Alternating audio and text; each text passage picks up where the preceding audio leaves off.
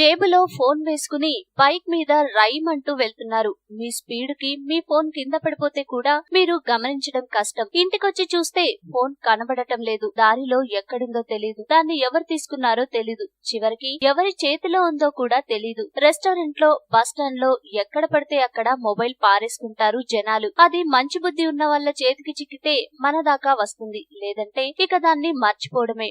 ఒక్కోసారి ఫోన్ పోతే పోయింది, కొత్తది కొనుక్కుంటాం అనుకోవచ్చు గాని ఆ ఫోన్ లో పర్సనల్ డేటా ఉంటుంది. ఆ పర్సనల్ విషయాలు బయట వ్యక్తి చేతిలో పడితే ఎలా? ఇలాంటి సందర్భాల్లో ఏం చేయాలి? ఫోన్ ఎక్కడుందో ఎలా తెలుసుకోవాలి? గుర్తు తెలియని వ్యక్తి చేతిలో ఉన్న ఫోన్ ని ఎలా లాక్ చేయాలి? డేటాని ఎలా డిలీట్ చేయాలి? మొదట మీ ఫోన్ లో గూగుల్ సెట్టింగ్స్ యాప్ ని ఇన్స్టాల్ చేసుకోండి. ఆ తర్వాత అదే యాప్ లో అకౌంట్ క్రియేట్ చేసుకోండి. ఇప్పుడు గూగుల్ సెట్టింగ్స్ లోకి వెళ్లి remotely locate this device, allow remote lock and erase, ఈ రెండు ఆప్షన్స్ ఆన్ చేయండి. ఈ ఆప్షన్స్ ఎప్పుడు ఆన్ చేసి పెట్టండి, ఎందుకంటే మన ఫోన్ ఎప్పుడు మిస్ అవుతుందో చెప్పలేం కదా.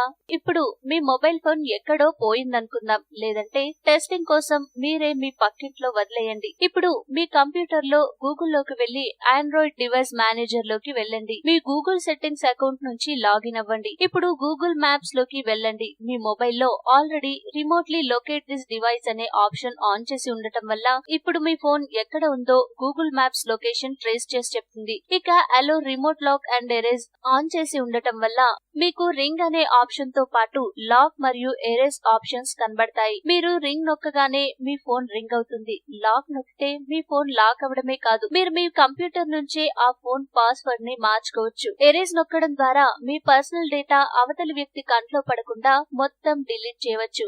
ఈ వీడియో మీకు నచ్చితే లైక్ చేయండి, అందరికీ షేర్ చేయండి, కానీ సబ్స్క్రైబ్ చేయడం మాత్రం మర్చిపోకండి.